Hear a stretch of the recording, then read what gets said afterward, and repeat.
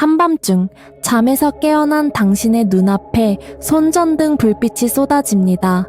그 뒤로 스키 마스크를 쓴 남자가 서 있습니다. 그는 총을 겨누고 낮은 목소리로 말합니다. 시키는 대로 해라. 아니면 죽이고 어둠 속으로 사라지겠다. 1974년부터 1986년까지 캘리포니아 전역에서 이 남자는 13명을 살해했고 셀 수 없는 강간과 침입을 저질렀습니다. 그리고 40년이 넘도록 아무도 그의 얼굴을 몰랐습니다. 더 소름 끼치는 건 그가 한때 경찰이었다는 사실입니다. 그에게는 이름이 여러 개 있었습니다. 비살리아 랜세커, 이스트 에어리어 레이피스트, 오리지널 나이트 스토커, 그리고 훗날 붙은 이름 골든 스테이트 킬러. 수사관들은 오랫동안 이들이 서로 다른 인물이라고 믿었습니다. 북부 캘리포니아에서 시작된 범행은 세크라멘토를 거쳐 남부로 내려갔습니다. 사노아킨 밸리에서만 최소 120건의 절도와 1건의 살인, 세크라멘토 카운티에서 최소 51건의 강간과 2건의 살인, 그리고 남부에서 최소 10명이 목숨을 잃었습니다. 시작은 1974년 3월 19일이었습니다. 어느 집 돼지 저금통에서 동전 $50 어치가 사라졌습니다. 사소해 보이는 절도였습니다. 하지만 곧 비살리아 일대의 집들이 하나씩 뒤집히기 시작했습니다. 침입자는 서랍을 헤집고 여성의 속옷을 방바닥에 흩뿌렸습니다. 눈앞에 놓인 현금과 값비싼 물건은 그대로 두고 한 짝짜리 귀걸이나 커프스 단추, 오래된 동전 같은 하찮은 것들만 가져갔습니다. 그리고 물건들을 마치 전시하듯 늘어놓고 사라졌습니다. 1974년 11월 30일 하루에만 12건의 침입이 있었습니다. 그의 방식은 놀라울 만큼 체계적이었습니다. 담을 넘고 공원과 산책로, 배수로 같은 정해진 경로로 움직였습니다. 여러 창문을 동시에 비틀어 열려 시도했고 집과 차고와 정원문을 모두 열어두었습니다. 도주로를 여러 개 확보해 두는 겁니다. 떼어낸 방충망은 침대 위나 침실 안에 옮겨 두었습니다. 문 손잡이와 문 앞에는 접시나 병을 세워 두었습니다. 누군가 다가오면 소리가 나도록 그는 항상 장갑을 꼈고 지문은 단 하나도 남지 않았습니다. 1975년 9월 11일 새벽 2시 45살의 클로드 스넬링은 이상한 소리에 잠에서 깼습니다. 그는 지역대학의 저널리즘 교수였습니다. 그해 2월 그는 16살 딸의 침실 창문 아래 웅크리고 있던 남자를 쫓아낸 적이 있었습니다. 그날 밤 그 남자가 돌아왔습니다. 스넬링은 열린 뒷문으로 뛰쳐나가 카포트에서 딸을 끌고 가려는 복면의 남자와 마주쳤습니다. 두 발의 총성이 울렸습니다. 스넬링은 비틀거리며 아내에게 돌아왔고 끝내 숨졌습니다. 범인은 쓰러진 딸을 발로 차고 주먹질한 뒤 어둠 속으로 사라졌습니다. 경찰은 $4,000의 현상금을 걸고 야간 잠복에 들어갔습니다. 그런데도 침입은 멈추지 않았습니다. 1975년 12월 12일 밤 8시 30분 한 집 뒷마당에 복면을 쓴 남자가 들어섰습니다. 차고 안에 잠복 중이던 윌리엄 맥고원 형사가 그를 붙잡으려 하자 남자는 비명을 지르고 마스크를 벗은 채 항복하는 신용을 했습니다. 그러다 담을 뛰어넘은 순간 왼손으로 리볼버를 꺼내 형사의 얼굴을 향해 발사했습니다. 총알은 손전등을 산산조각 냈습니다.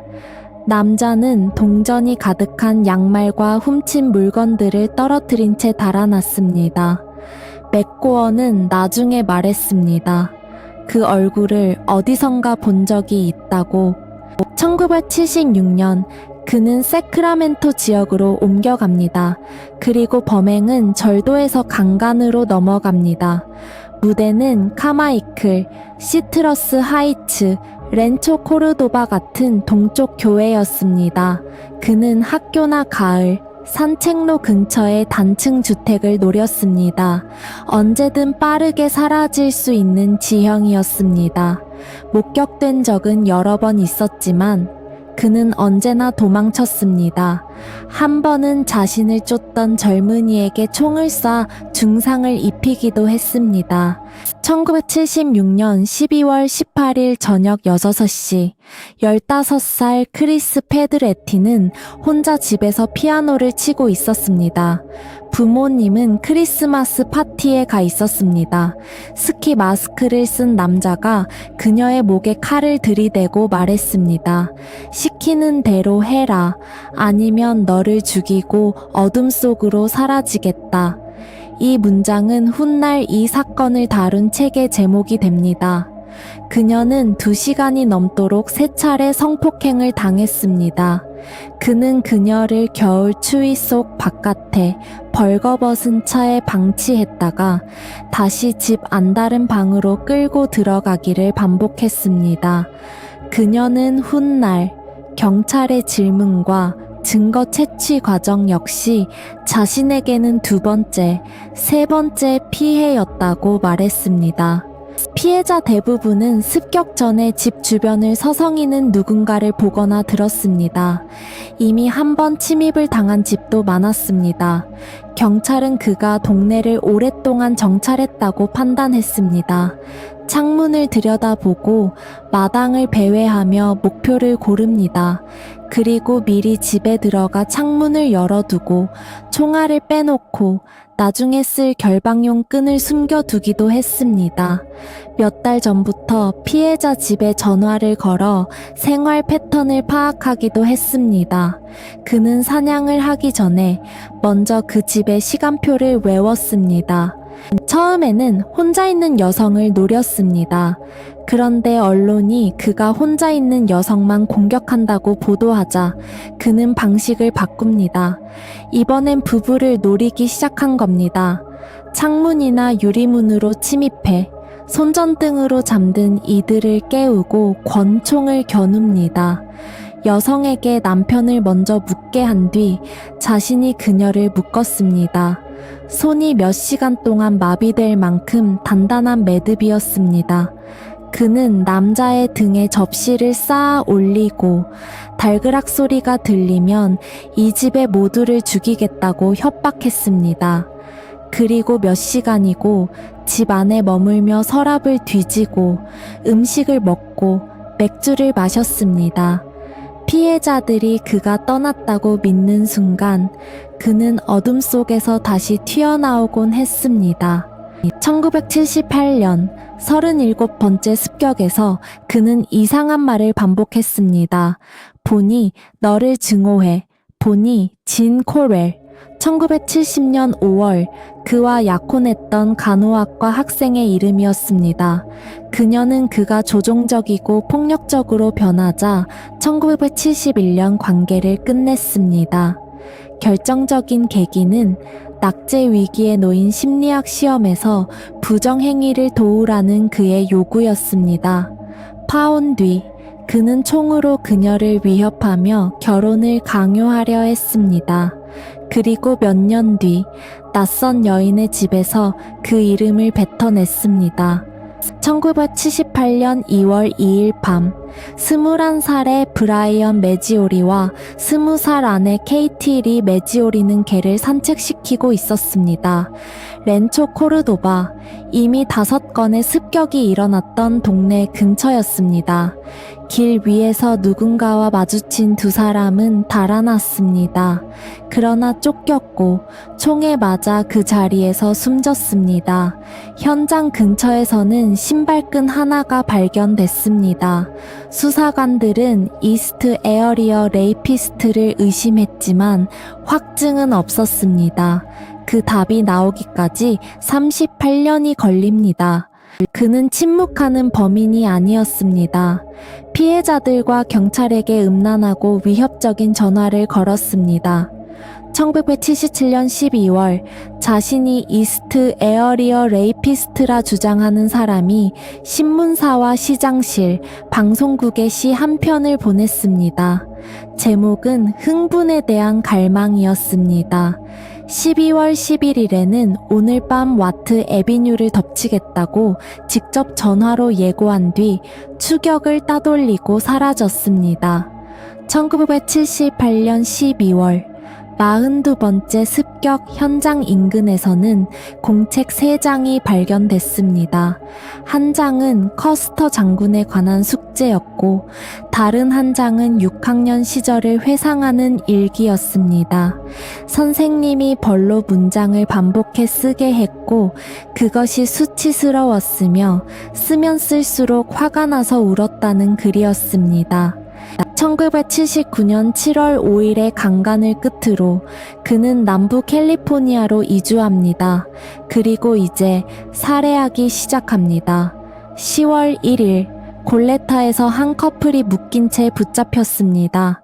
남자는 침입자가 혼잣말로 죽여버리겠다고 중얼거리는 소리를 들었습니다. 두 사람은 필사적으로 달아났고 여성이 비명을 질렀습니다. 침입자는 자전거를 타고 달아났고 이웃에 살던 FBI 요원이 추격했지만 그는 자전거와 칼을 버리고 뒷마당을 넘어 사라졌습니다. 그 커플은 남부에서 그를 만나고 살아남은 유일한 사람들이었습니다. 1979년 12월 30일 골레타의 한 콘도 침실에서 두 사람이 총에 맞아 숨진 채 발견됩니다. 44살의 정형외과 의사 로버트 오퍼먼과 35살의 임상심리학자 데브라 알렉산드리아 매닝은 성폭행도 당했습니다.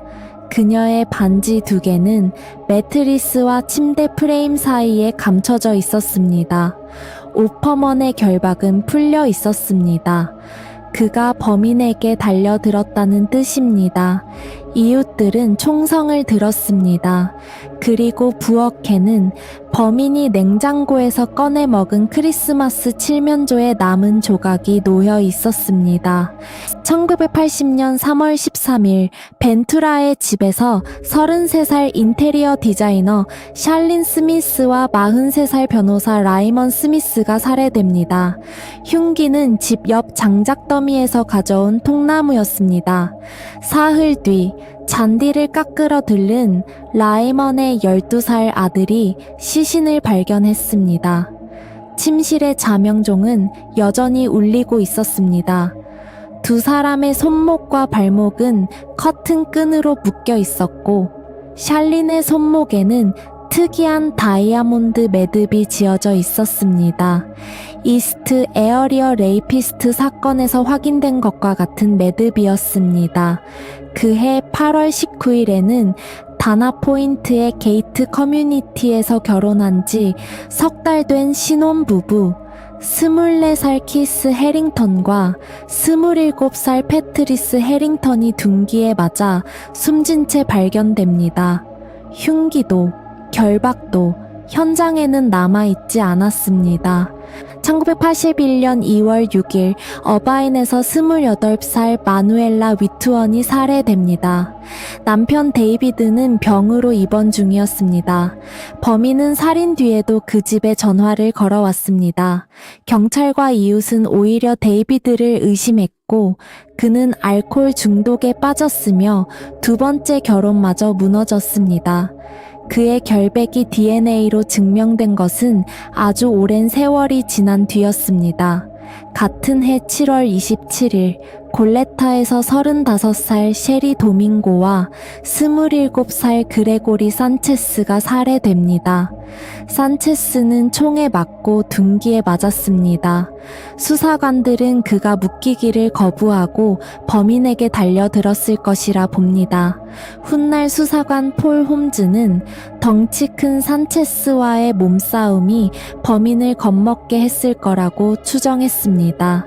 그리고 5년의 침묵, 1986년 5월 5일 어바인의 한 집에서 18살 자넬 리사 크루즈가 숨진 채 발견됩니다. 가족은 멕시코로 휴가를 떠나 있었습니다. 집은 매물로 나와 있었고 시신을 발견한 사람은 집을 보여주러 온 부동산 중개인이었습니다.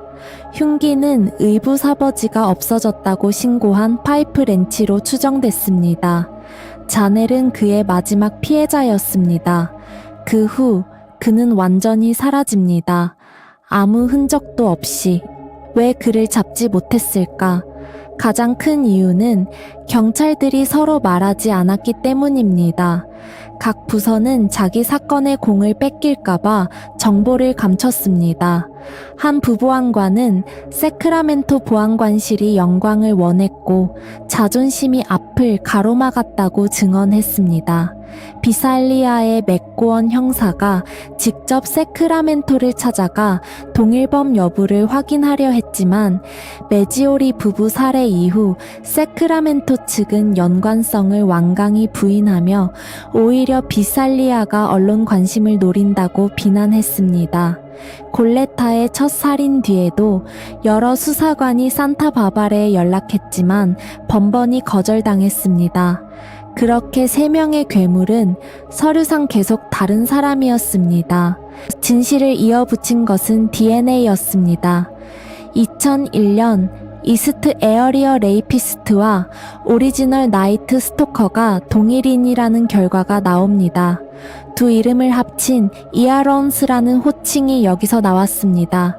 이 사건은 캘리포니아 DNA 데이터베이스 설립의 계기가 되었습니다. 해링턴 부부 중 키스의 형 브루스는 관련 주민 발의안을 지지하는데 $200만 가까이를 썼습니다. 2010년대 범죄 작가 미셸 맥나마라는 세상의 관심을 되살리기 위해 그에게 새 이름을 붙입니다. 골든 스테이트 킬러. 2016년 FBI와 지역 경찰은 $2만 현상금을 내걸고 전국적인 재수사를 선언했습니다. 2018년 수사팀은 새로운 무기를 꺼냅니다. 유전자 계보학, 범인의 DNA로 그의 가족을 역추적한 겁니다. 그 끝에 한 이름이 떠올랐습니다. 조셉 제임스 디엔젤로 주니어, 1945년 11월 8일생, 그리고 전직 경찰관. 2018년 3월 14일 그가 유력 용의자로 떠오른 뒤 수사관 폴 홈즈는 그의 옛 상관이었던 닉 윌릭에게 연락했습니다. 윌릭은 오래된 이야기를 꺼냈습니다. 해고 절차가 진행되던 무렵 자신의 딸 방에 누군가 손전등을 비췄다는 것, 그리고 디엔젤로가 치료색에 자신을 죽이러 집에 갔지만 창문을 찾지 못했다고 털어놓았다는 것, 그 이야기를 듣는 순간 홈즈는 확신했습니다. 찾던 사람이 바로 이 남자라는 것을. 그는 1973년부터 1976년까지 엑서터에서 절도 담당 경찰관이었습니다. 즉 비살리아 랜세커를 찾는 수사에 그 자신이 참여했습니다. 이후 어번 경찰서로 옮겼지만 1979년 7월 망치와 개퇴치제를 훔치다 체포됩니다. 체포 과정에서 그는 심장마비를 가장하고 미친 척 몸부림쳤다가 결국 연기였다고 인정했습니다. 그해 10월 해고됐습니다. 그는 1973년 결혼해 세 딸을 두었고 1990년부터 2017년 은퇴할 때까지 트럭 정비공으로 일했습니다. 아내도 자식도 아무것도 몰랐습니다. 맏딸은 그를 완벽한 아버지였다고 말했습니다. 2018년 4월 24일 72살의 디엔젤로는 1급 살인 8건으로 기소됐습니다. 그날 처음으로 비살리아 랜세커 사건과의 연결도 공식 언급됐습니다. 그러나 1970년대의 강간들은 공소시효가 끝나 기소할 수 없었습니다. 대신 그해 8월 13건의 납치 시도 혐의가 추가됐습니다. 2020년 6월 29일 그는 살인과 납치 혐의의 유죄를 인정했습니다. 사형을 면하는 조건으로 기소조차 되지 않았던 수많은 범죄까지 스스로 시인했습니다. 강간까지 포함해서. 그리고 2020년 8월 21일 가석방 없는 종신형이 선고됐습니다.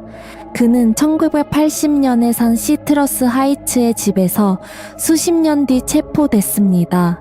그 집에서 그는 딸과 손녀와 함께 살고 있었습니다. 이웃들은 그를 개 짖는 소리에 욕설을 퍼붓던 시끄러운 노인으로 기억했습니다. 13명이 죽었고 50명이 넘는 여성이 짓밟혔으며 수백 채의 집이 침범당했습니다. 그 모든 시간 동안 그는 우리 옆집에 살고 있었습니다. 잠들기 전 창문을 확인하는 습관이 생긴 사람들이 있습니다. 그들은 40년이 지난 지금도 그 습관을 버리지 못합니다.